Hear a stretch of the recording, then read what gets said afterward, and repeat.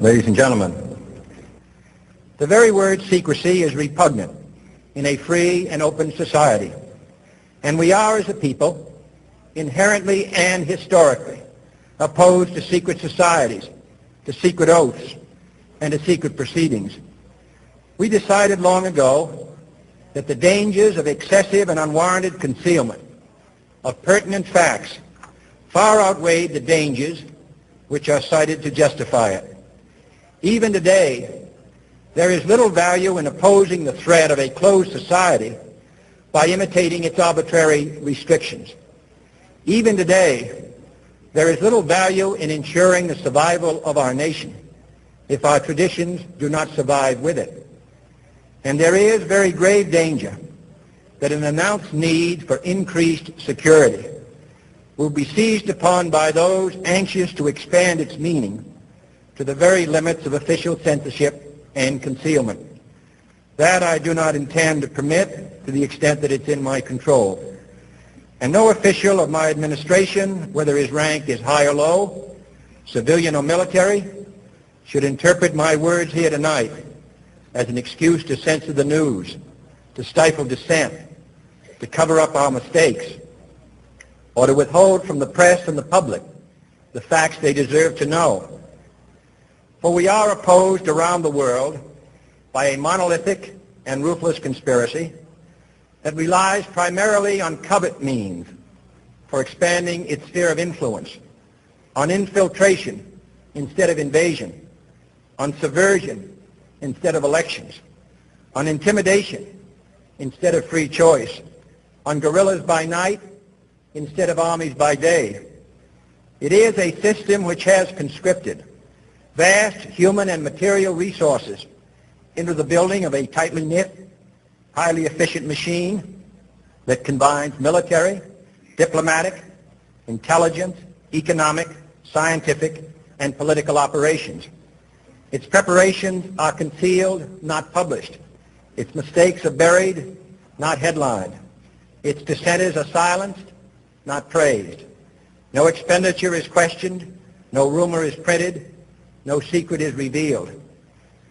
No president should fear public scrutiny of his program, for from that scrutiny comes understanding, and from that understanding comes support or opposition, and both are necessary.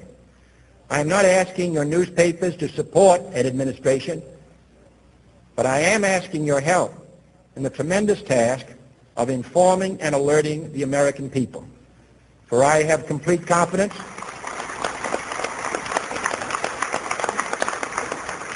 in the response and dedication of our citizens whenever they are fully informed. I not only could not stifle controversy among your readers, I welcome it. This administration intends to be candid about its errors. For as a wise man once said, an error doesn't become a mistake until you refuse to correct it. We intend to accept full responsibility for our errors, and we expect you to point them out when we miss them. Without debate, without criticism, no administration and no country can succeed, and no republic can survive. That is why the Athenian lawmaker Solon decreed it a crime for any citizen to shrink from controversy.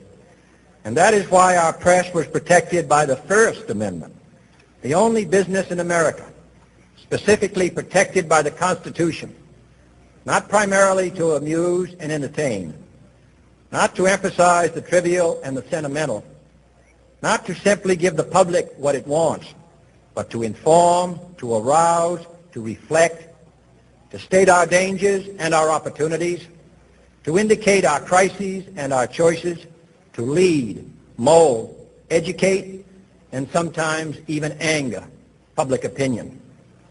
This means greater coverage and analysis of international news, for it is no longer far away and foreign, but close at hand and local. It means greater attention to improved understanding of the news, as well as improved transmission. And it means, finally, that government at all levels must meet its obligation to provide you with the fullest possible information outside the narrowest limits of national security. And so it is to the printing press, to the recorder of man's deeds, the keeper of his conscience, the courier of his news, that we look for strength and assistance, confident that with your help, man will be what he was born to be, free and independent.